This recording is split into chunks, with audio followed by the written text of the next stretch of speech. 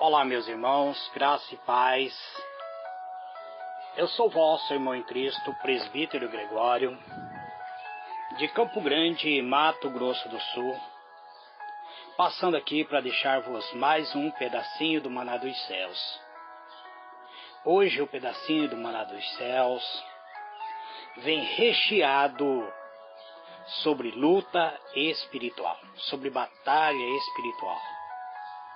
Eu quero ler com vocês livro de Efésios, capítulo 6, versículo 12 em diante. Eu quero estudar com vocês. Livro de Efésios. Então, o capítulo 6, versículo 12, fala sobre a luta entre o bem e o mal. Porque a nossa luta, diz o escritor, não é contra o sangue e a carne, é sim contra os principados e potestade, contra os dominadores deste mundo tenebroso, contra as forças espiritual do mal nas regiões celestes. Muito bem, amados. Nós vamos perceber que esse versículo desse livro de Efésios, o apóstolo Paulo menciona forças espirituais com as quais os cristãos têm lutado, têm que travar lutas. São força do mal, são força espiritual maligna, empenhada numa batalha cósmica, ou seja, numa luta cósmica contra a força do bem, contra as forças do bem.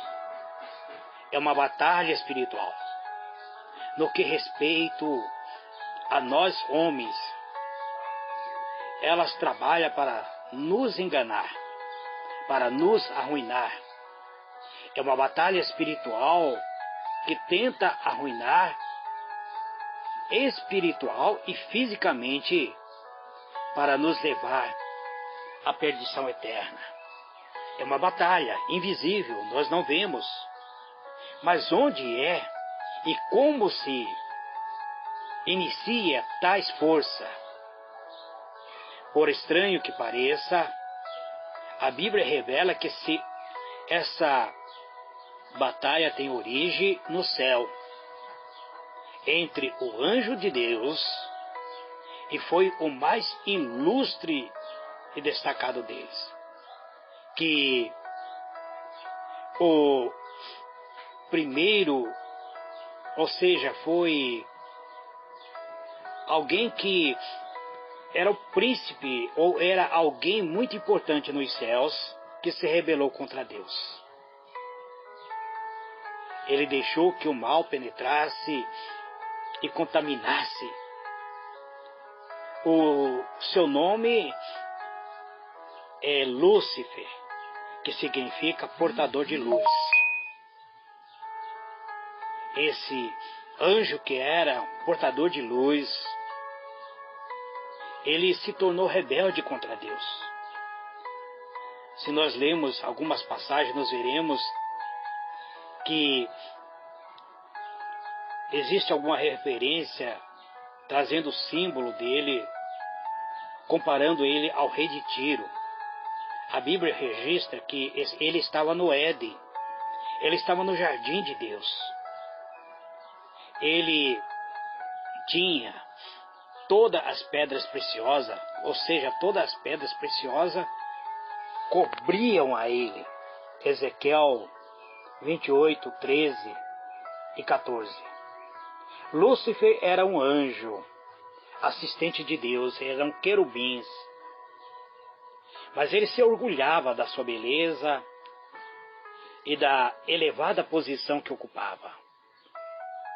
O profeta Ezequiel escreve ainda mais. Ele diz que elevou o coração de Lúcifer por causa da formosura que ele tinha. Corrompeu a sua sabedoria por causa do resplendor que ele tinha. Então nós vemos que os anjos também têm coração. Ele tem a sabedoria, ele tem o poder de decisão. Ele pode decidir entre escolher o certo e o errado. E Lúcifer escolheu se rebelar contra Deus. Na outra parte, encontramos onde o próprio profeta Isaías diz que ele dizia no seu coração: subirei acima das mais altas nuvens e serei semelhante ao Altíssimo. Isaías 14, verso 13 e 14. Então, movido por esse desejo de exaltação, Lúcifer, ele semeou entre os anjos acusação contra o grande arquiteto dos céus, contra o rei do universo. Ele inseminou nos corações de outros anjos o mal, e a terça parte aceitaram as suas ideias. A terça parte dos anjos aderiram à sua causa, ou seja, houve uma divisão nos céus. Em Apocalipse 12, 3 e 4, conta-nos que houve uma guerra nos céus, e de lá foi expulso Lúcifer e os seus seguidores. Lúcifer foi expulso dos céus com a terça parte dos anjos. Apocalipse 12, 7, o capítulo 12, versículo 7 e também o versículo 9. E como foi a raça humana envolvida nessa luta? Então, a raça humana que habitava aqui na Terra, ele foi envolvido nessa luta porque Lúcifer ocultou a sua identidade. Satanás induziu a Eva, nossa primeira mãe, a desobedecer uma ordem de Deus. Havia no jardim do Éden duas árvores plantadas, ou seja, a árvore do conhecimento, do bem e do mal, e a árvore da vida. Mas Deus havia proibido, havia vetado que o homem tocasse da árvore do conhecimento do bem e do mal. Aparentemente Deus não havia impedido eles de comerem do fruto da árvore da vida. Mas o fruto da árvore da vida nem havia provocado nenhuma atração, nenhum desejo de consumo dos seres humanos. Mas havia chamado a atenção da Eva, o fruto do conhecimento do bem e do mal. Então, no Éden, esse fruto do conhecimento do bem e do mal chamou a atenção de Eva. Deus havia dito para eles que se comesse dela, ficaria sujeito à morte. E Satanás, disfarçando-se de serpente, se colocou na árvore e induziu a Eva a comer o fruto proibido, afirmando que ela não morreria. Satanás, então, ele disse que Deus havia se enganado, que Deus não queria que Eva tivesse o conhecimento do bem e do mal. E Eva comeu do fruto e levou até Adão, e Adão também comeu. Assim entrou o pecado no mundo, separando o homem de Deus, e ficando o primeiro casal sujeito ao pecado, sujeito à morte, bem como seus descendentes, sujeito à ação do inimigo do bem, sendo o próprio homem sendo inimigo do bem. O homem se tornou sujeito a viver na prática do mal e sendo escravo dos anjos malignos. Deus, porém, não abandonou o homem, porque este lhe havia desobedecido. Em Gênesis 3, versículo 15, temos uma promessa que do descendente da mulher, que seria Jesus, que viria e esmagaria a cabeça da serpente, ou seja, o próprio diabo. Então, nós vemos que havia uma controvérsia entre a força do bem e a força do mal. E a lei de Deus, ou seja, segundo o diabo, a lei divina era uma lei arbitrária, que restringe a liberdade individual, é impossível de ser obedecida. Quando Jesus esteve na terra, o próprio Lúcifer tentou o Salvador, especialmente no que respeita à obediência. Após um jejum de 40 dias e 40 noites, o Senhor teve fome. E Satanás aproveitou da fome dele para lhe tentar. Mas ele não teve êxito. E a controvérsia entre a força do bem e a do mal atingiu o seu nível mais elevado, foi no Calvário. Foi pela ação de Satanás. Os líderes religiosos da nação escolhida, ou seja, da nação de Israel, rejeitaram ao Senhor Jesus, perseguiram aquele que foi enviado dos céus, o Filho de Deus. Jesus foi entregue ao poder dominante dos romanos. Um dos discípulos traiu a Cristo, atraindo ele com um beijo, traindo ele com um beijo. Então Jesus foi julgado, foi açoitado, cuspido, e em meia zombaria foi por fim crucificado.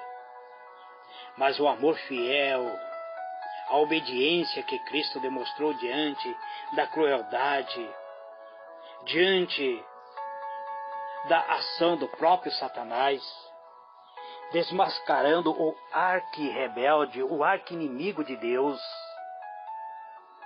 asseguraram a sua ressurreição e destruindo a ação maligna. Hoje, a nossa luta se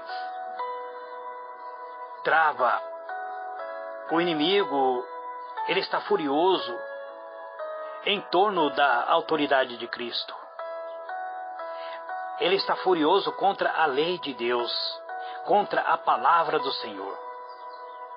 A Bíblia, ela nos mostra de um modo que podemos ter a interpretação das Escrituras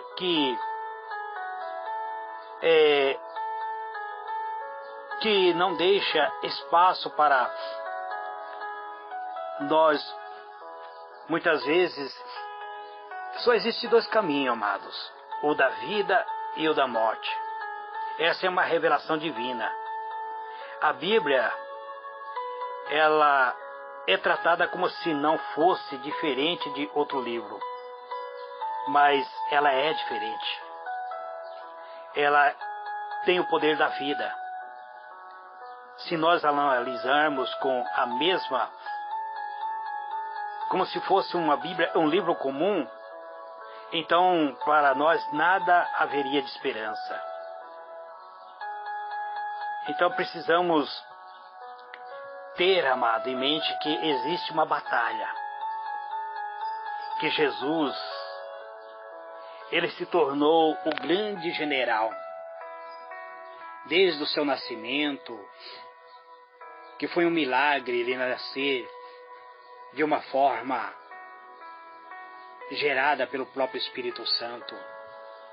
Desde o seu nascimento até a sua ressurreição. Como ser humano, enfrentamos, pois, uma luta mortal contra os poderes das trevas. Repetindo as palavras do apóstolo Paulo, a nossa luta não é contra o sangue, não é contra a carne, e sim contra os principados e potestades, contra os dominadores deste mundo tenebroso, contra as forças espirituais do mal. Os anjos caídos nos tentam. Ele tenta nos levar ao pecado. Tudo fazem para enganar. Tudo eles fazem para que nós venhamos crer na mentira. ele se apresenta como um espírito. Ou seja, os anjos caídos, ele pode até muitas vezes se apresentar como espírito do nosso antepassado, aqueles que já morreram. Esses anjos caídos, ele operam milagres, ele faz cura, eles fazem adivinhação, tudo para desviar a humanidade de Deus e de Jesus. E para vencermos esta luta, nós precisamos de Deus. O apóstolo afirma, portanto, tomai toda a armadura de Deus, para que possais resistir o dia mau. Estamos enfrentando o dia maus, amados, dias de treva. Em Efésios 6:13, até o versículo 18, nós vemos o apóstolo Paulo descrevendo quais são as armaduras. E nesse verso, as armaduras é descrita com detalhe. Devemos estar cobertos com a verdade, vestido da couraça da justiça, ou seja, a justiça de Cristo. Segurar o escudo da fé, a fé em Jesus, usar a espada do Espírito, que a Bíblia é sagrada. Então eu gostaria de destacar que nessa armadura, a fé em Cristo, que venceu a Satanás, a fé nos une ao Salvador, que nos protege, que nos dá o seu poder para a vitória sobre o mal. E ainda o apóstolo Paulo diz que em Filipenses 4, verso 13, posso enfrentar toda a situação pelo poder que Cristo me dá. Meu irmão, minha irmã, diante desta grande guerra entre o bem e o mal, diante da ação perigosa, da ação maligna, da ação do inimigo, vá até a presença do Senhor Jesus agora. Confie nele. Receba o poder. Receba a unção para vencer as lutas sobre o mal, sobre o pecado, e tenha paz em Deus. Não desista. Não desanime. Procure se revestir. Procure se revestir da graça em Cristo Jesus. Não desanime, amados. Você agora é um soldado de Cristo. A nossa luta, meu irmão, minha irmã, não é contra seres humanos. Não é contra o homem natural, mas são contra espíritos invisíveis. São milhares deles que agem nesse universo.